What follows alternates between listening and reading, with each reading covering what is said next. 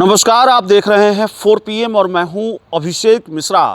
देखिए, बिहार की सियासत में क्या परिवारवाद की बहस पूरी तरह से समाप्त होने वाली है? क्या बिहार की राजनीति में परिवारवाद की बहस अब नहीं होगी और उसकी गुंजाइश अब पूरी तरह से खत्म हो जाएगी?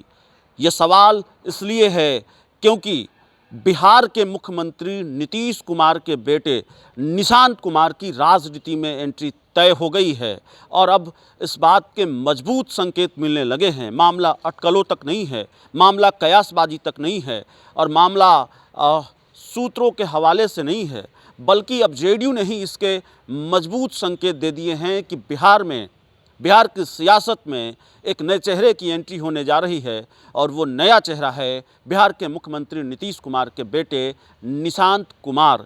तो जाहिर तौर पर नीतीश कुमार को क्या बुझे मन से ही ये फैसला लेना पड़ा है, बेटे को राजनीति में लाने का फैसला। और चूँकि नीतीश कुमार बिहार की राजनीति में एकमात्र ऐसे नेता हैं बड़े नेताओं में जो परिवारवाद की मुखालफत करने का नैतिक अधिकार रखते हैं, जो परिवारवाद की मुखालफत करते रहे हैं और उनके पास ये नैतिक अधिकार रहा भी है कि वो राजनीति में परिवारवाद की मुखालफत कर सकें।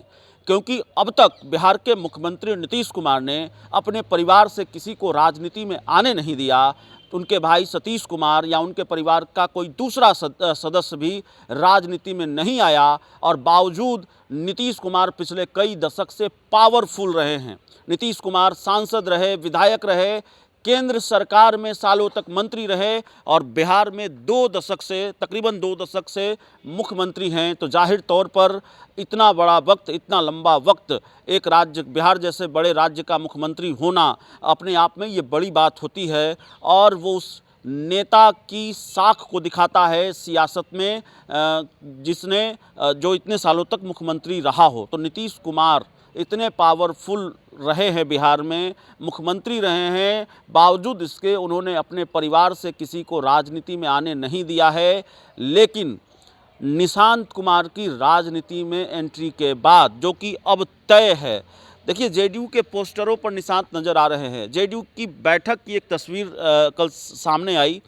जेडीयू की युवा इकाई की बैठक थी और उस युवा इकाई की बैठक में भी निशांत की तस्वीर लगी हुई थी। बैठक के पोस्टर पर निशांत की तस्वीर लगी हुई थी। तो जेडीयू की बैठकों के पोस्टर पर अगर निशांत की तस्वीर लग रही है, जेडीयू का दफ्तर पटा पड़ा है निशांत की तस्वीरों से और ये डिमांड पार्टी के कार्यकर्ता कर रहे हैं, उस तरह के पोस्टर लगे हैं। पार्टी के कार्यकर्ता ये डिमांड कर रहे हैं कि भाई निशांत को लाइए, निशांत ज़रूरी हैं बिहार के लिए। तो जाहिर तौर पर नीतीश कुमार पर दबाव तो है पार्टी के कार्यकर्ताओं का, करीबी नेताओं का और हमारे पास जो खबर है, हमारी जो जानकारी है, करीबी रिश्तेदारों का भी कि निशांत को राजनीति में आना चाहिए। नीतीश कुमार ने अब तक चुप्पी साध रखी है, हालांकि वो मीडिया से दूरी बनाकर चल रहे हैं। आज भी वो जेडीयू दफ्तर पहुंचे तो मीडिया से कोई बातचीत नहीं की है नीतीश कुमार ने और बहुत कम वक्त तक, शायद 5 मिनट तक वो जेडीयू दफ्तर में रुके, जो हमने आपको बताया है। लेकिन वो दूसरे सवालों पर भी बात नहीं कर रहे हैं। तमाम तरीके के सवाल जो जेडीयू को लेकर हैं, भारतीय जनता पार्टी के साथ सहमत का जो खेल चल रहा है, तो विधानसभा में नीतीश कुमार तो खूब बोले हैं। विधानमंडल के बजट सत्र के दौरान नीतीश कुमार सदन में खूब बोले हैं। मीडिया से बात नहीं करते। आमतौर पर नीतीश कुमार मीडिया को खूब बाइट देते थे और मीडिया के लिए बहुत सुलभ थे। किसी कार्यक्रम में अगर मीडिया का जमावड़ा होता था तो खुद उनके पास पहुंचते थे, उनसे बात करते थे, उनके तमाम सवालों के जवाब देते थे। लेकिन ये बदलाव नीतीश कुमार में आया है। तो जाहिर है निशांत को लेकर नीतीश कुमार ने चुप्पी साध रखी है।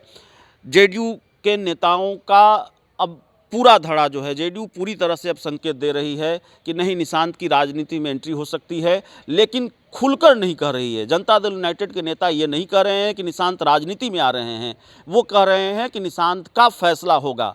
लेकिन निशांत अब जिस तरीके से लगातार मीडिया को फेस कर रहे हैं, राजनीतिक सवालों के जवाब दे रहे हैं और प्योर पॉलिटिकल बाइट्स दे रहे हैं, जैसे उन्होंने कह दिया कि भाई पिताजी को मुख्यमंत्री उम्मीदवार घोषित किया जाना चाहिए और निशांत की मांग का समर्थन बिहार सरकार के मंत्री महेश्वर हजारी ने भी किया। जैसे उन्होंने पार्टी के कार्यकर्ताओं को निर्देश दिए कि आप आप जाइए, पिताजी के काम को जन जन तक पहुंचाइए। और पिछली बार सीटें कम रह गई थी, इस बार सीटें ज़्यादा होनी चाहिए।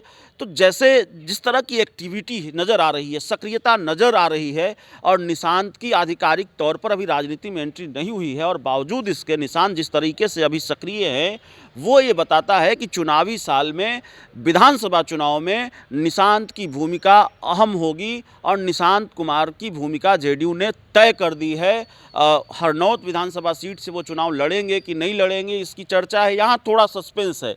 लेकिन निशांत राजनीति में आएंगे, अब इस मामले में कोई सस्पेंस नहीं है। निशांत राजनीति में आ रहे हैं, उनका आना तय हो गया है, और बल्कि अब महीनों की बात नहीं है, मुझे लगता है कुछ दिनों की बात है। होली के बाद आधिकारिक तौर पर निशांत की शायद राजनीति में एंट्री हो भी जाए।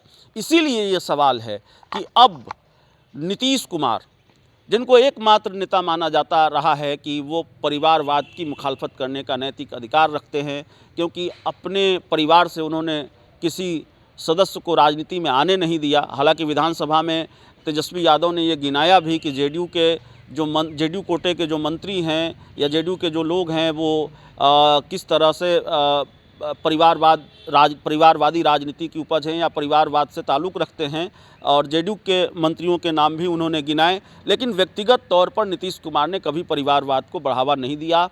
अपने परिवार से किसी सदस्य को लेकर वो राजनीति में नहीं आए।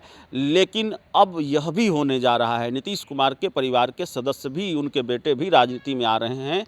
तो इसीलिए ये सवाल है कि परिवारवाद की जो बहस है राजनीति में, वो खत्म हो जाएगी। और दूसरा सवाल है कि ये फ़ायदे का सौदा होगा नीतीश कुमार के लिए, या इस फैसले में थोड़ा रिस्क भी है। 2025 के विधानसभा चुनाव में नीतीश कुमार को इसको लेकर घेरा भी जा सकता है। इसका कोई राजनीतिक नफ़ा नुकसान भी हो सकता है। नुकसान होने की उम्मीद कम है, क्योंकि अकेले नीतीश कुमार नहीं हैं, उससे पहले कई नेता हैं। लालू परिवार पर ये आरोप लगता है, लालू परिवार पर नीतीश कुमार भी हमला बोलते रहे हैं।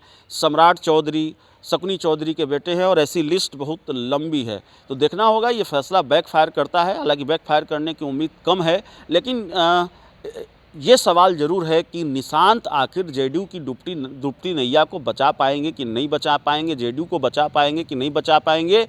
जिस जेडीयू पर यह खतरा है कि 2025 के बाद या नीतीश कुमार के राजनीति से अलग होने के बाद ये पार्टी समाप्त हो जाएगी, और भारतीय जनता पार्टी से ज़्यादा खतरा है जनता दल यूनाइटेड को।